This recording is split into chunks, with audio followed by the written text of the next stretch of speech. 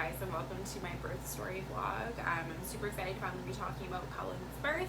I know we've been talking little bits over on social, but I'm really excited to kind of be able to tell you guys the full story. If you guys don't follow me over on social, we welcomed our baby boy Cullen into our home on Monday, July 6th through a planned home birth.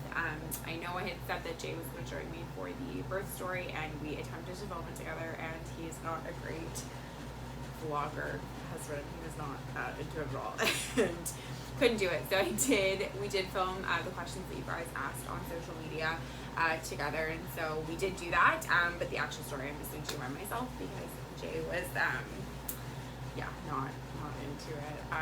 So if you guys were following our pregnancy, you'll know that I actually went a week overdue with Cullen. He actually was born straight at 40, like right on 41 weeks, which is the longest I've ever made it in a pregnancy. So the week of my due date, I was due on the Monday, and on the Wednesday, I started going in for membrane sweeps.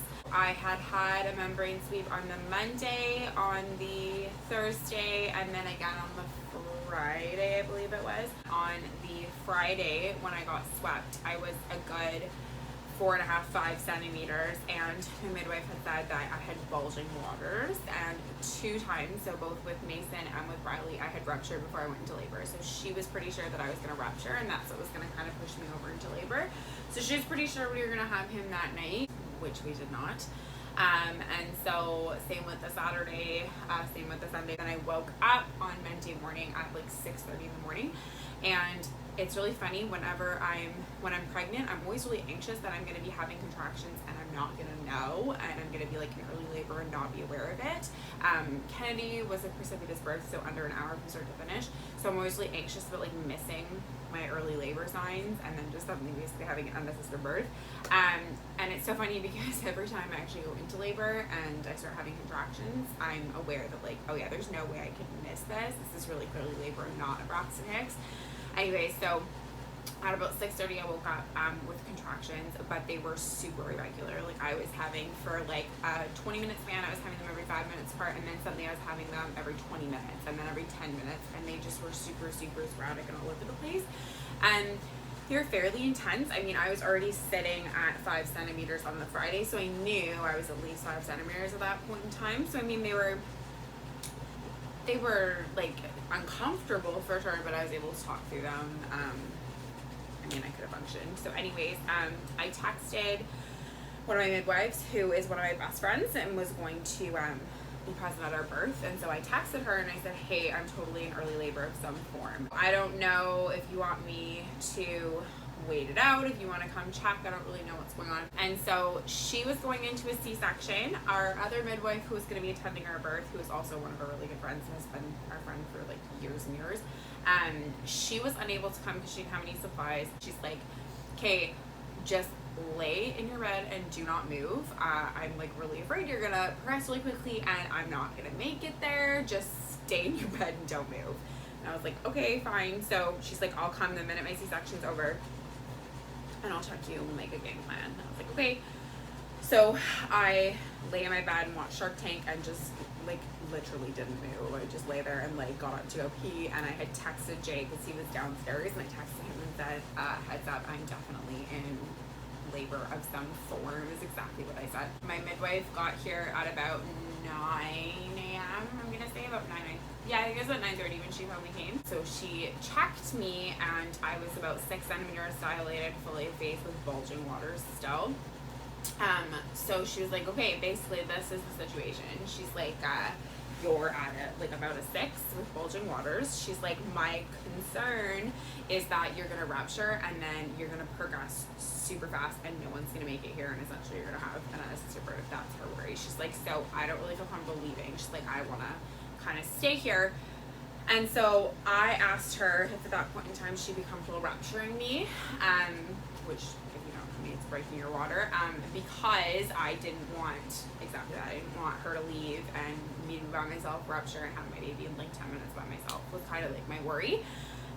So at that point in time, she had agreed to go ahead and rupture me, but we had decided that we had to kind of get all of our eggs in line before we could do that. So we wanted to have like my doula here, our birth photographer here, and our other midwife all present, so that if it moved really quickly, everyone would be here already and we would be good to go. So we decided to order lunch, as one does. So we, Jay like set up the birth pool. We didn't fill it up, but we set it up. So that was set up. We ordered food. We were waiting for everyone to kind of arrive, and then at about 11-ish, I'm gonna say, my other midwife, who later has been a long time friend of ours, arrived, and our doula and our birth photographer. So we decided to go ahead and rupture me. So if you've never had your water ruptured, they literally rupture it with what looks like a large like knitting needle. It's like really long with a little hook on the end. They essentially lace it up, hook it in your water, and break it. So like I said, I have ruptured twice over labor before, but with Mason, only my outer water broke. So if you didn't know, you have an inner water and an outer water. It's not very common for one to break without the other, but for me it did. My outer water broke and my inner water did not break. So they had to rupture my inner water, and then I went into labor naturally. With Riley, I literally was just lying in bed and I ruptured, fully ruptured. So with Riley, when I fully ruptured, when you rupture, you tend to have a massive hormone surge. And for me, I don't do great with that. My body kind of panics. So I went into shock with Riley. So I remember I ruptured, I got up, I went into the bathroom and was just like my water completely broken, so I was kind of pouring everywhere, and I started shaking, convulsing. I just got puked, I got super pale, I fell, I thought I was gonna pass out, and just got really kind of frantic. So when they were about to rupture me, I got really panicky, and I remembered all those feelings that I had with Riley, and I was a bit weird about that I was gonna go into the shock and I was gonna have all these feelings. Anyways, I was having a little bit of anxiety.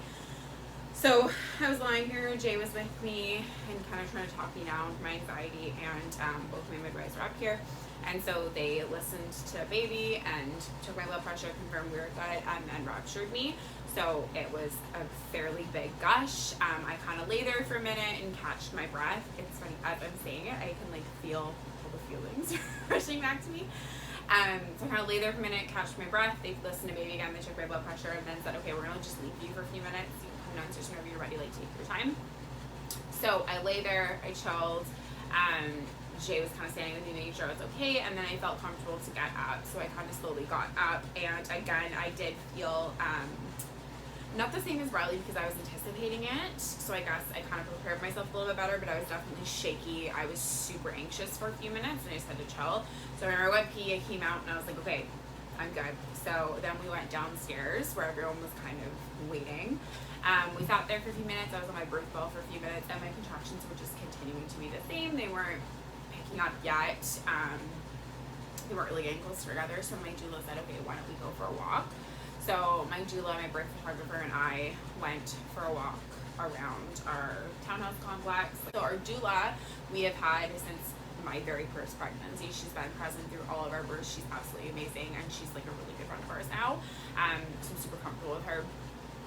Our birth photographer has never been at a birth, like one of our births before. She's new to us, but I mean, we plan on having her at all future births. She's absolutely fantastic. So I felt really comfortable with them. So we went for a walk, and it was okay. I was having contractions for sure. They were uncomfortable and getting a little bit more uncomfortable now that I'd ruptured, but they still were untimable, and they weren't super, super intense. Shortly after we got back from the walk, I was kind of sitting there on my birth ball and kind of trying to do my thing.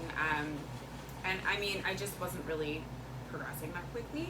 And so my one midwife suggested, okay, why don't you and Jay go upstairs and chill? Because essentially she was thinking that because everyone's sitting there and watching me, she's like, I don't think you're gonna go into labor as quickly. She's like, we're gonna slow down your labor. So Jay and I went upstairs, and we just kind of came to our bedroom. And it's funny because it wasn't until we got upstairs and we were by ourselves that I noticed how much I needed that. I think I was definitely feeling pressured with everyone watching me, waiting for me to go into labor.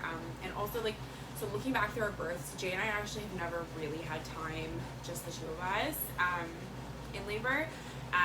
Obviously my first past relationship, and then Mason, because my outer water ruptured and they had to rupture my inner water, our entire actual labor was in hospital from start to finish. With Riley, I ruptured, we went in, we got sent home for a very short period of time, but Jay went back to sleep because we were up all night kind of thing. And then we went to the hospital. So, and with Kennedy, it was just like so fast and everyone came right away. So we just really didn't have any time ever through birth, just the two of us. So I didn't realize it was something I needed until we got upstairs, and I just felt so at ease and so comfortable with it just being the two of us.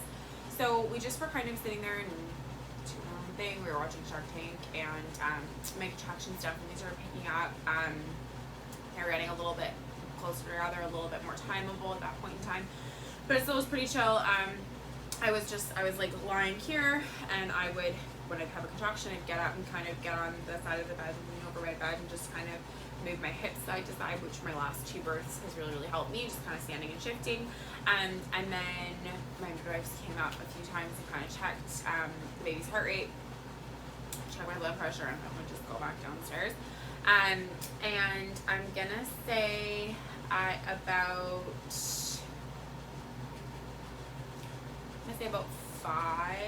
4:35 p.m. My contractions started getting more intense, where Jay was actually coming over and hip squeezing me. So for just about all of my labors, I've really liked hip squeezes and found them really effective for me, which is essentially someone putting a lot of pressure on both your hips and kind of squeezing them together. And so whenever I get a hip squeeze in labor, the best way I can describe it is, if you picture like having a big elastic band with like a ball on it, when you push it, it kind of pushes the ball into the middle and forward. I don't even know if it's a real thing. That's just what I picture in my brain. That's how it feels to me, which is like it's taking my contraction, which you usually feel your entire way around, and it kind of pushes it all into my front, and I just kind of feel it in the front end. Is the best way I can describe how I feel it helps me. So Jay has gotten really good at hip squeezes through all of our births together. So he was doing that, he was just doing hip squeezes, and it was really chill. Like we were just watching our show, I'd have a contraction, get up, he would come around, give me a hip squeeze, it'd be over, we'd go back, sit on the bed, and just kind of go on like that. In between, it was really chill. It's no big deal. And then I'm gonna say at about 6, they definitely were getting a lot more intense, and I kind of switched, and I wanted him to apply counter pressure, which is essentially just like your SI joint, tailbone kind of area, and just applying a lot of pressure there and like really pushing. And my contractions were definitely becoming a bit of a challenge to get through. I was having to work for it. It's funny, I kind of was getting annoyed at him because he was being on his phone, but it turned out I guess he was actually timing my contractions for me, which I didn't realize. And so he was like, yeah, they're about 3 minutes apart. I think we should go tell them. So he had gone downstairs, and he had told my midwives that, hey, the contractions are getting pretty intense. They're both 3 minutes apart. So they came upstairs, listened to baby, and took my blood pressure. And we're like, yeah, why don't you come on downstairs then? The minute they suggested it, I instantly felt a little bit weird. I don't know what it was about this birth in particular. I was very protective of my space, and truthfully didn't want to be around anyone really. The only regret I have for that time period was that my birth photographer wasn't able to get any video or photos upstairs, which would have been nice, because that was kind of like the most memorable part of my birth for me. One of my most memorable parts of my birth was just kind of having that time, the two of us. So it would have kind of been nice to have some of that captured, but at the same time, I actually don't know if I would have been okay with her being upstairs, because I was very protective of that space and it just being the two of us. So I knew I had to go downstairs. I was going to deliver the baby upstairs by myself. So it went, but I definitely was feeling just uncomfortable. Just not, I maybe would have been okay with like one of my midwives being upstairs. Like in my perfect world, it would have been like the two of us and just like maybe one midwife. Ideally, like it was a little bit strange. I was weirdly protective of my space, and I've never felt that way before in a birth. Anyways, so I went downstairs, and Jay had to start filling the birth tub, so my doula took over with the counter pressure, which was great. She's also become pro at I Like It over the 5 births now that she's attended for us. I had at that point in time kind of shifted to our island, which is actually where I had labored pretty much my whole labor with Kennedy. it was like it's taller than my bed was, and I was enjoying, like, I was really liking leaning over and shifting that way, but it worked with the island as well. So I was kind of, I think they put something down for me. I think they put a pillow or something. Yeah, they definitely put something down. Anyways, on the island, and I was kind of leaning over and just shifting my hips, and then she would be applying counter pressure. And at that point in time, it still was pretty chill. Like, in between my contractions, I was fine. We were talking. It was not a big deal. I was getting people snacks. It was like at a party and chill. I'm gonna say at about, like 6:30-ish, my contractions started getting really intense, where I was definitely completely unable to talk through them. I was definitely having to make noises through my contractions and really attempt to cope with them, but I felt super present. I felt really in control. I didn't feel overwhelmed. I didn't feel anxious. I felt really present and really good. I remember with my first 2 births, I felt very frantic through a lot of my labors. So like, I'm gonna say like transition on. So transition, if you are newer to the birth world, it's usually 6 centimeters on essentially, and your contractions are super close together. Longer and very intense. And my first 2 births, I did not cope with that. My first, because I just didn't know what the fuck was going on, to be frank, and I thought I was gonna die. I remember literally sitting there thinking, this can't be normal, I'm going to die. With Mason's birth was a bit more complicated, so his birth and even his labor was different. It was more uncomfortable, more painful. It was a weird birth. But around transition was when I really started to kind of lose it. And through both of those births, I literally lost it. I lost my cool. I was no longer able to cope. I was no longer able to breathe through my contractions and kind of just cope through it. I really started losing my crap. Briley and Kennedy, both of which were totally fine. And this one, I felt fantastic. Like, I felt really present and I did not feel like I was losing my cool, which is great. That's like what I start a labor, that's always how I want to be, so that was fabulous. So everything was going really well. Jay got in the pool filled. He was monitoring the heat, and at some point in time, I'm gonna say about 6:45, I think it was my doula who asked if I wanted to get into the pool. And it's funny because I've delivered in the water twice. And last time I almost didn't make it into the water because I kept thinking I had so much time to labor. I kept thinking I have so long, I don't want to get in the water yet. With Mason and Skylar, I pretty much labored the entire time in the bathtub. And what happened was, because I was in the tub the entire time, I'm gonna say like the novelty of it kind of wore off. It no longer helped me as much. So when I needed it to help me through transition and the end of my labor, it wasn't, because I'd been in it the whole time. And so I learned that lesson the first 2 times. And so ever since, I'm really careful and cautious to get into the water too soon, because I want it to be effective when I want it to be. And I remember she suggested it with Kennedy, and I thought I had so long, so I kind of didn't get in. And then it wasn't until Kennedy literally was coming out that they literally picked me up and essentially threw me in, thank gosh, because they knew I wanted to deliver in the water, and she was born like 2 minutes later. So when she suggested I got into the tub this time, I had the same reaction. It was kind of like, I think this is too soon. It's gonna slow me down. I don't really want to get into it yet. I feel like I shouldn't. My contractions were really, really intense, but I think in my brain, I was still waiting to lose my shit, like I did the first 2 births. And I think in my head, until I've lost my shit, I'm not close to done yet. So I kept thinking, like, I have so long to go. I don't want to get in. And I don't know what convinced me to, but I did. I got into the pool, and that's the other thing I was concerned about, was I was really relying on the counter pressure, and I was thinking, I don't know how I'm going to be able to have this counter pressure applied in the pool the same way. But my doula ended up using a little firm ball and pushing that with her hand on my sciatic area, and it was fabulous. It worked. So Jay was sitting on the edge of our couch, and I was in our pool, and I was leaning over the pool, like facing him, which was actually the same position that I had actually delivered Kennedy in, was that position. So I was in there, and I was leaning over it, and my contractions were very intense, but I was okay, and suddenly it just kind of changed. I can't even tell you the exact moment that it did, but it just changed. I was subconsciously pushing, which I wasn't aware of until my midwife told me I was pushing without knowing.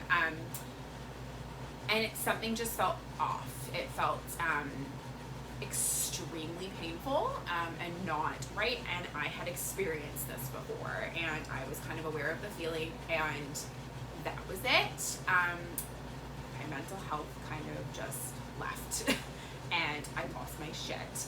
It was super similar to Mason's birth, which was a traumatic birth for me. It was very unexpected, and Mason's birth was a bit of a mess, and it, I think, just triggered me back to that, like made me think back to his birth, and I started getting really panicky. And in my head, I was, I think, literally probably going, oh shit, like this is my biggest fear. All along, my biggest fear has been having to relive Mason's birth, and I was like, oh my god, this is crap. So if you have had a baby before, especially an unmedicated birth, you will know what I'm talking about when you usually have a really strong urge to push. With all of my babies, with the exception of Mason, and still even with Mason, I had quite an urge to push.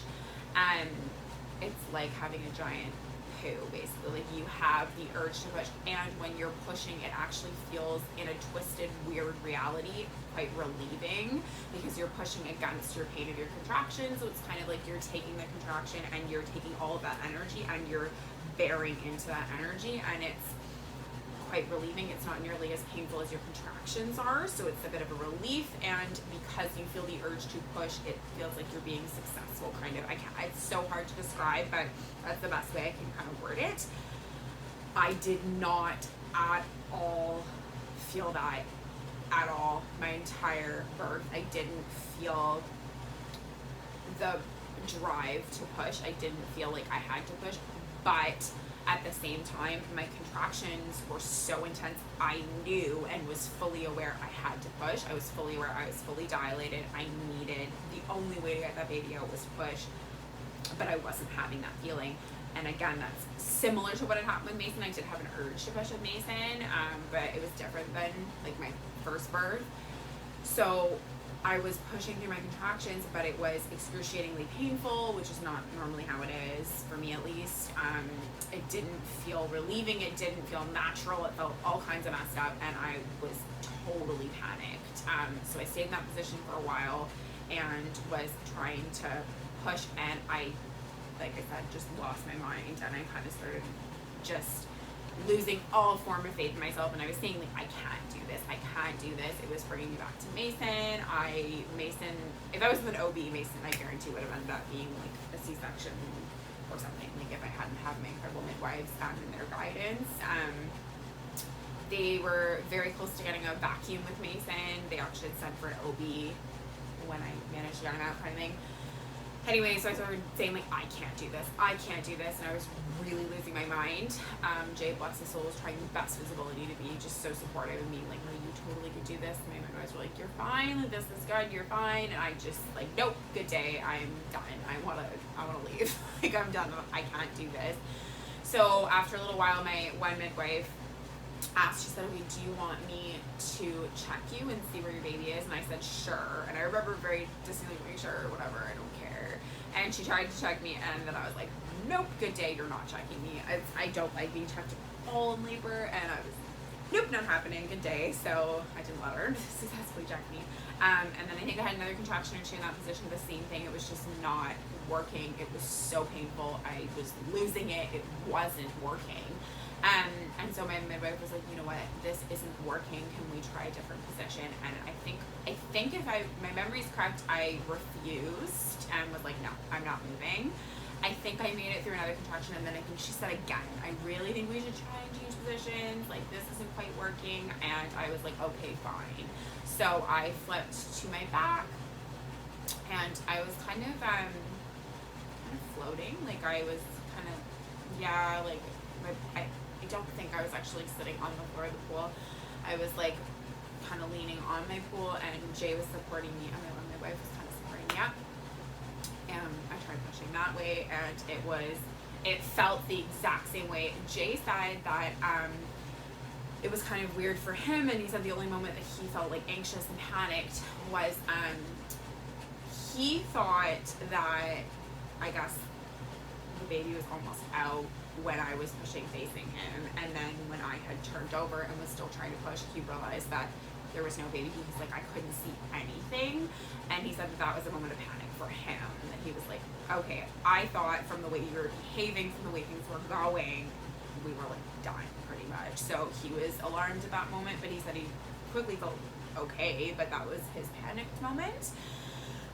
So I pushed for a little while like that, and then I moved him, and I think he came like partially, like I think he may have like crawled and gone back in, and I again then kind of panicked, and I felt like I was like tearing from my ass to my head, and I had said that. I actually verbalized, oh my god, I'm totally tearing, and I didn't, but that's what I felt at the moment. I felt like immense pressure. Again, if you've had a baby, especially unmedicated, you'll know like the feeling of the ring of fire when you really, really feel it.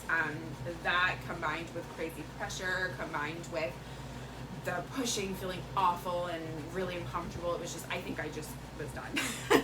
So anyways, I think with my next contraction, I got his head out, and I remember I honestly couldn't tell, and my midwife said to me, hey, like, the head is out, you did the hardest part, like the hardest part is over. And I felt so relieved, and I have never, to my knowledge at least, I have never I've never delivered the head and then had to wait for the rest of the baby.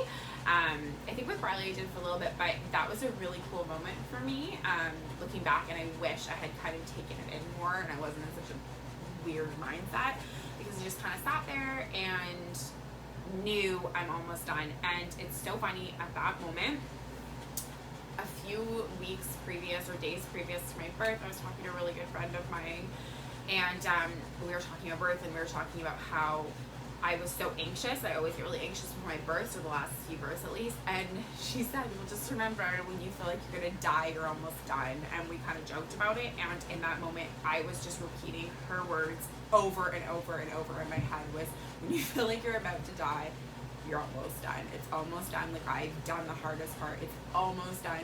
And I was pretty much reciting that from, I think, the whole time through pushing. It was essentially, oh my god, when you feel like you're gonna die, it's almost done. I'm almost done. I can do this. I'm almost done. I'm almost done. So I was sitting there, and just, again, I wish I kind of had taken it in more, but it was still a cool moment, going, okay, I've done the hardest part. It's over. And usually for me, when I deliver the head, it's just like, bloop, done, and it's like a push later and they're out.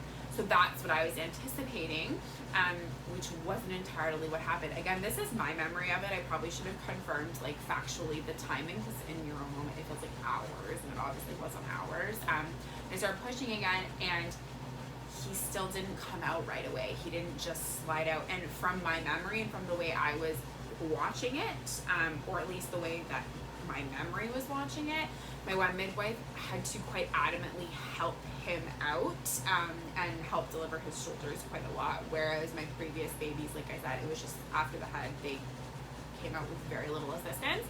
He required, to my memory, a lot of assistance to come out, a lot of assistance, and she really was getting him out, and I, again, really lost my crap and was like, oh my god, no, this is awful, and I was losing it, very ungraceful about it, and then he was out, and she passed him to me, and we noticed the cord was wrapped around his neck twice, and he also had it like a purse string, and I've never experienced that, so I totally panicked in that moment, and I think I actually said, like, oh my god, what's wrong? And I was like, nothing's wrong, and just like, whoop, and took the cord out, whatever, and placed him on his chest, and that's when they told me. So Cullen was directly OP, which is posterior, if you are not familiar with the birth world.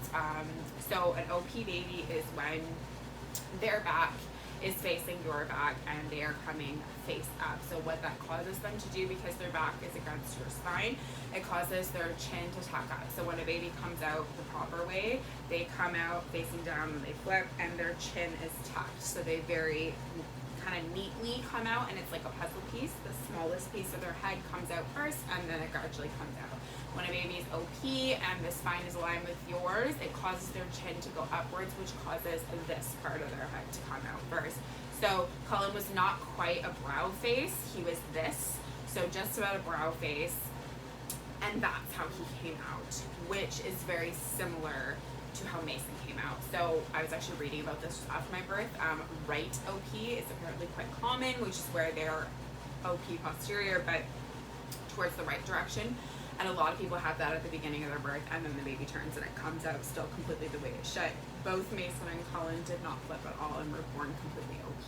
So that was why my labor was so strange. It just didn't quite add up. And like my contractions were super irregular. They were super intense, but not really coming closer together. I wasn't going into quite labor by myself without being ruptured. And then why pushing was just so wild and so unfortunate and god awful for me. On top of that, he was big. He's 10'1". So I mean, Kennedy was also a hair shy of 10 pounds. And she was actually my easiest to deliver. I would say for me at least, size isn't necessarily a factor, but positional is. So positional mixed with being a large size is most definitely for me a significant challenge. From my findings and kind of when I asked, large OP babies are not super common to be delivered naturally, but it happens 100%. I have delivered 2 of them. It's not pleasant. In my experience, they were both significantly harder births than my other births, but in a weird way, I'm almost grateful that it happened again in a weird twist of reality, because my fear for my last 3 births has been having to relive Mason's birth, I think. And I think that may have been a lot of my anxiety previous to births, is having to redo that. And I think I maybe was thinking that it was a fluke, that I was able to deliver him and I wouldn't be able to again, but I did. I was able to do it again. So I'm hoping for future births that I feel comforted by that versus more afraid that it's happened twice. That's what I'm hoping for, and I'm hoping I feel more confident going forward.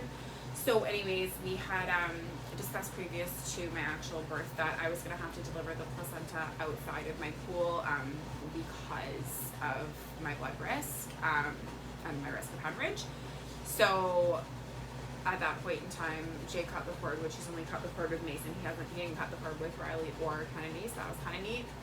So he cut the cord, and then he was doing skin to skin with Cullen while I got out of the pool and delivered the placenta, which was I have active management for the delivery of the placenta, so they give you a shot to help release your placenta, which I have done every time.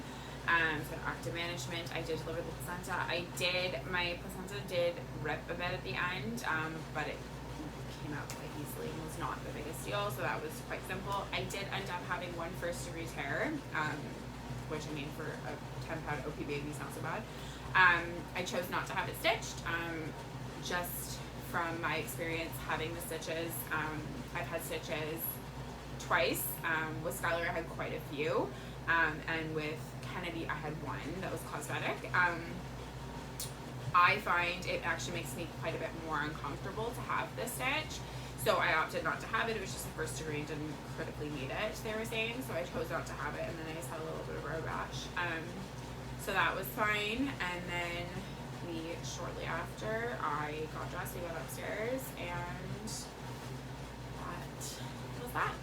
So that's our birth story.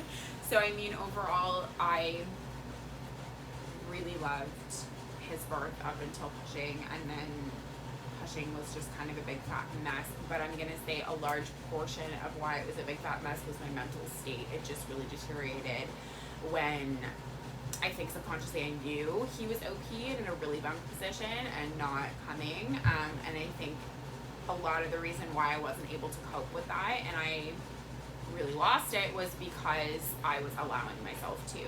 And looking back, I think if I had been in a better mindset, I think maybe that part of my birth would have been easier. but overall, honestly, it was a really fabulous birth. People keep asking me how long my labor was, and I really can't say because I woke up in labor at 6:30 in the morning, but I wouldn't say, oh, I had, Cullen was born at 7:30 p.m., 7:31 to be precise. I wouldn't say I had a 13-hour labor. That's just not accurate. It was inconsistent. So overall, it was a really wonderful birth. I look forward to another birth, hopefully without an OP baby. But thank you so much, guys, for coming in to listen to our birth story. Our birth video and birth photos will be out whenever our birth photographer has them back to us. And so check back in for that. And now you guys can watch Jay and I answer some birth questions. So thanks so much, guys. Okay, so I brought Jay up to answer some of the questions you guys submitted on social. Most of the questions are actually for Jay specifically about our birth and other births. So first one for Jay, were you scared for birth because of Savannah's iron levels? Were you more scared about it being at home versus in the hospital? Slightly, but the midwives were there, so it was kind of. What were you scared of in particular?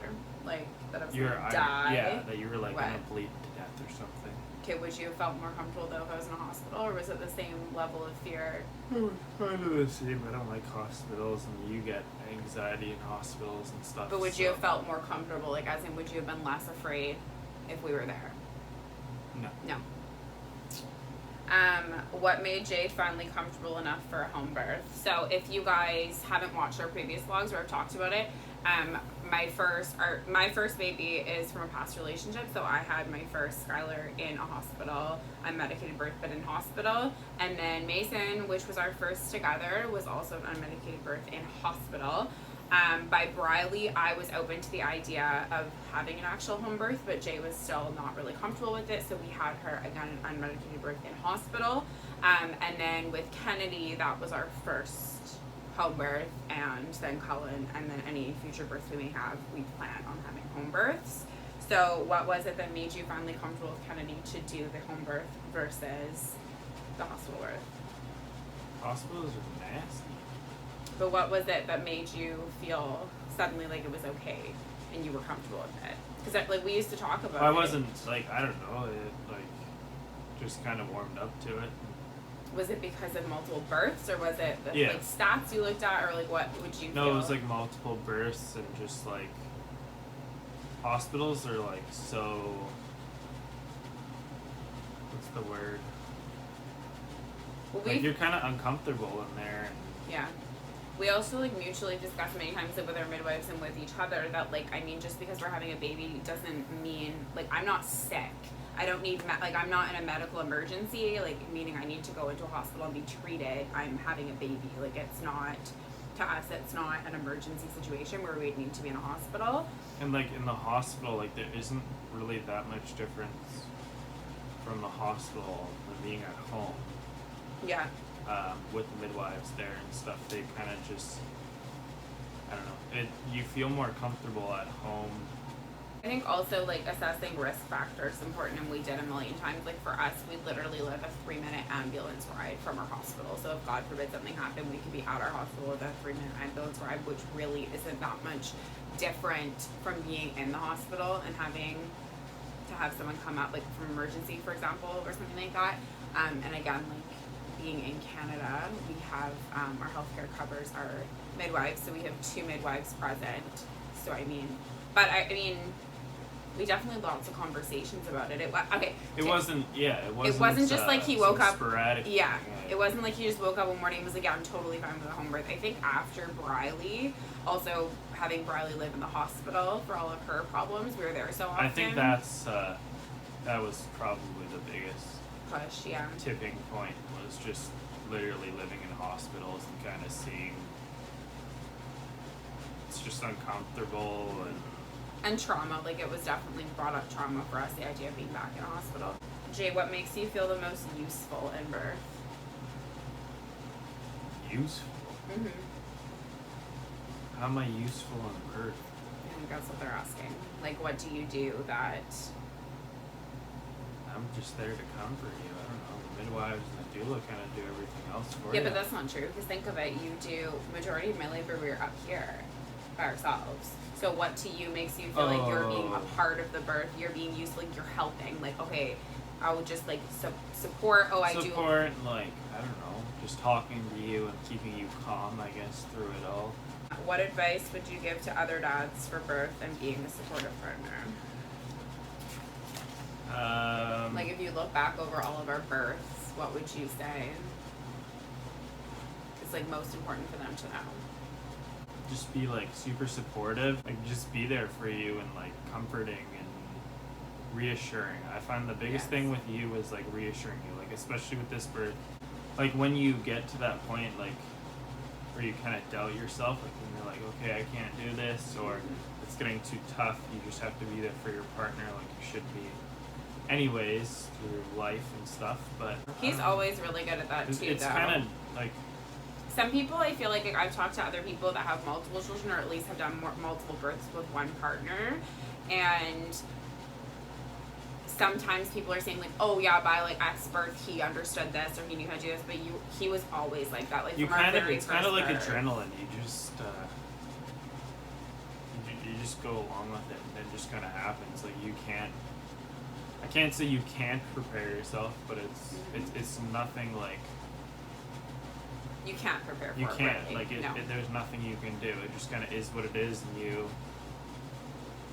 go along with it. And like I said, you just have to be supportive and be there for your partner. And I think also like as like looking at it from a part, like as the person that is receiving the care from a partner, I think like it's really important that your partner realizes, like, I mean, you can go from needing something to not needing something 2 seconds later, and then needing something totally different. And also, I find that I sometimes can struggle to communicate what it is I'm actually needing. Like, it's, oh, I need this, but I can't necessarily communicate this is directly what I'm needing. By now, he's pretty good at knowing, like, he does really particular hip squeezes on me and, like, counter pressure. It's really particular that he now knows through multiple births.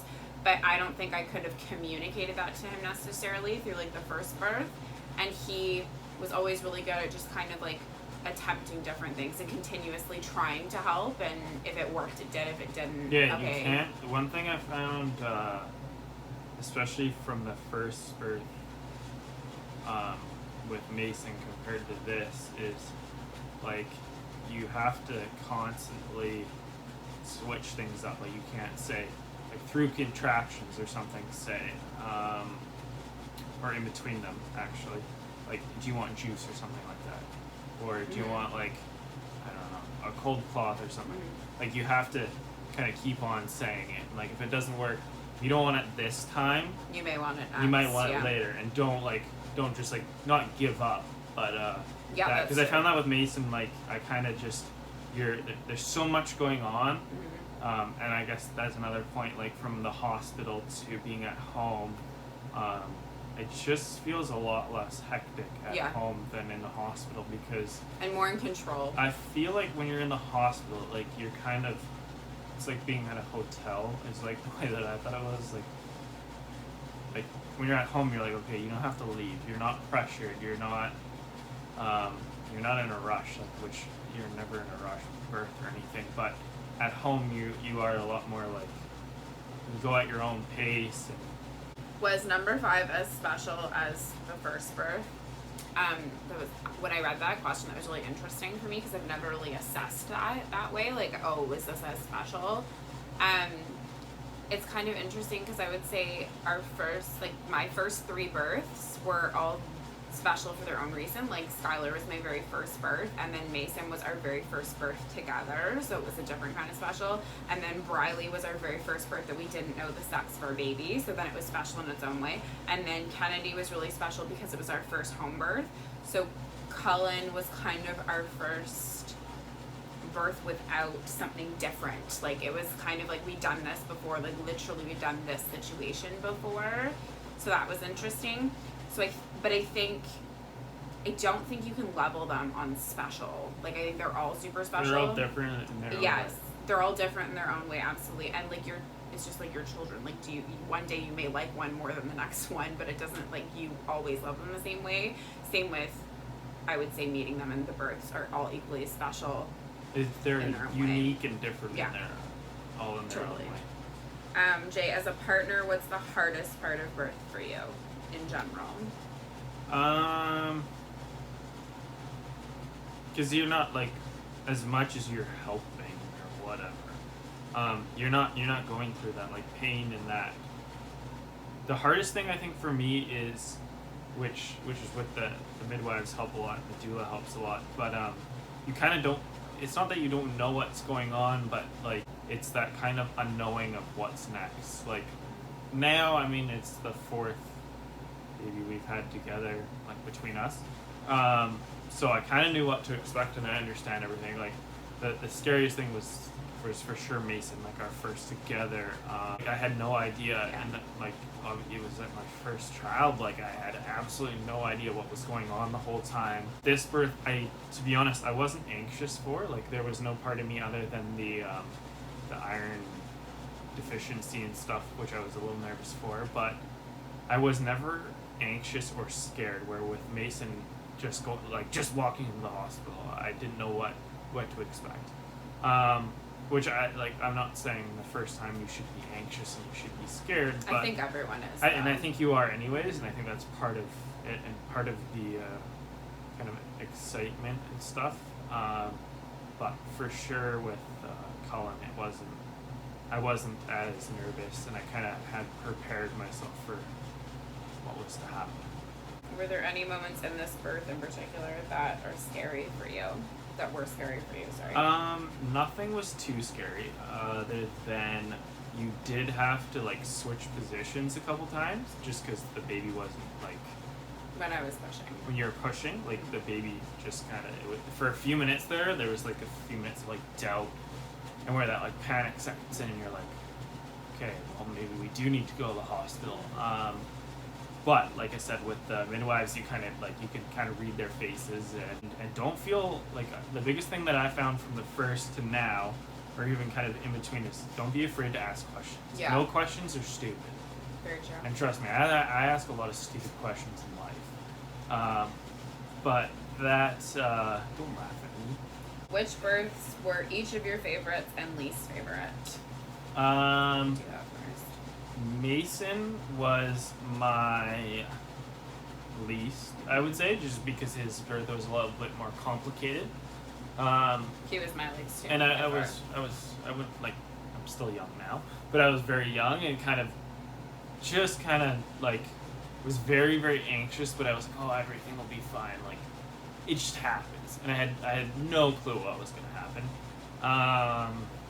Then Briley was pretty like, it wasn't easy, but it wasn't crazy. Kennedy, it's really hard to say your favorite because they're all they're all unique in their own way, and they all have their own like special thing. Kennedy, there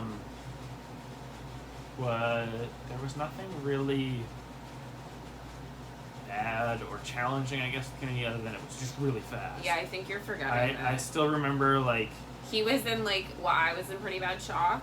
Yeah. But he was like, he didn't even really know how to react or anything. He was like stunned. It was just very, very fast. This one, I kind of like, I didn't have to prepare myself. Like, I was just relaxed the whole time, and he came and everything. I think the most frustrating, well, not frustrating, but the weirdest thing was this birth was just like finding out the sex for me. Because it like, they put like, Savannah pushed, got the baby, and it was on her chest. And there was like I don't know, felt like an eternity. We didn't look for a while. I was really grateful that no one told me. Yeah, and it was really good. And our next baby, if you had to choose a birth to repeat, let's put it that way. If our next baby, you could choose the way our birth was gonna go, which birth would you redo? Probably this one or Kennedy. Kennedy, because it was so fast, and I didn't have time to like think, in a sense. But this one probably just because I didn't feel anxious. I felt like I kind of was in the groove. Like I knew what I was doing. If I had to choose overall, like, I mean, I'd choose bits of all of them for sure. Like, there were bits that I loved for everyone, but I mean, Briley's birth was probably my favorite physical birth. It was actually incredibly easy. Like I could repeat that birth very easily and be stoked on it. It wasn't a big deal. Like as in, you know what I mean? But it was in a hospital, which I wouldn't want to repeat. So if I could take Briley's birth and put it on a home birth, that would be the one. Yeah. If not, I would probably say Kennedy's. Because Kennedy's was also very flawless and very simple, but it was incredibly intense. So it was like taking a job that you do over 12 hours and putting it in under an hour. So it was just very overwhelming. And Cullen's was incredible in his own way, but it was truthfully probably my most favorite birth until pushing, and then it kind of just ruined the birth for me, because then it was like, oh, that was fucking impossibly hard. Whereas the other thing that was scary is with this birth was the cord was wrapped around Cullen's neck twice, and then wrapped around him. So yes, in simple, both of our least favorite was Mason. In regards to, I think for Jay it was probably likely because he was I think it was his first time, but also like Mason was like, he was a shitty birth to begin with. He was just kind of a messy birth. And also I remember after we were talking about it, Jay didn't really realize that he could ask like what's going on, and it wasn't until like after we talked about it that he I guess picked up in the energy of the room that the room was getting very anxious. Like people were coming in, there was multiple people, they were leaving and talking and then coming back, and so for him he had no idea what was happening. So I think that's partially why it was shitty for him. Same with me in the sense that I knew something wasn't right with his birth, so it was a bit of a mess.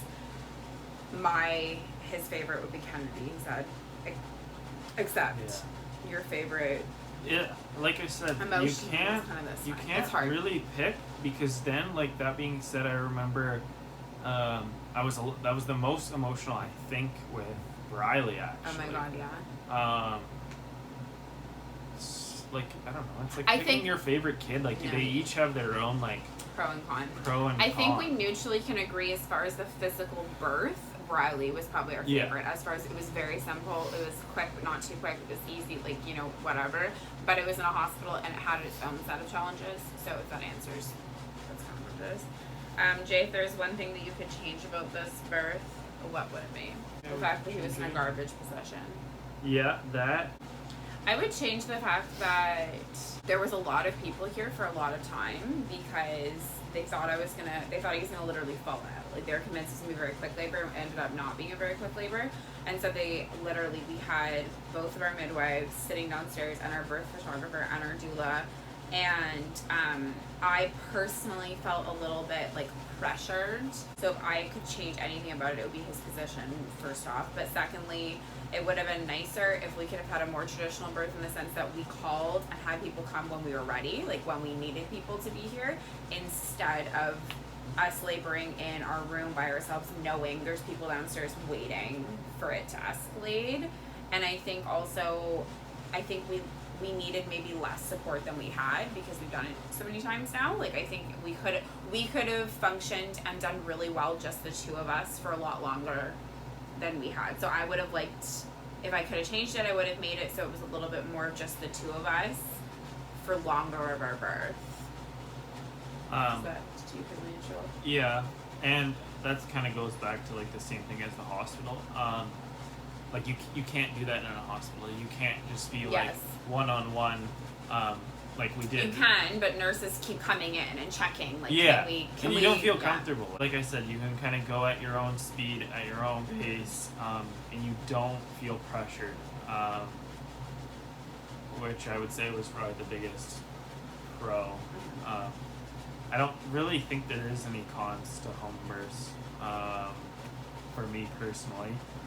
I'm not one of those people. Like at first, a lot of people, like even family, were like, "Oh, well, why would you want to have it at home?" Because I think that's a more traditional thing, it's is just to not have it in a common. hospital, and it's just like, and still people to this day, when I tell them, I wouldn't say they're judgy, but they're just like, oh, they're you had the judgy. baby at home. But do you like enjoy birth? Like, do you, when I'm pregnant, do you look forward to birth? Like, as in, like Cullen's here, do you look forward to our next journey where we're going to do birth again, or is it something for you that is just part of it? I think I look forward to it, but it's okay.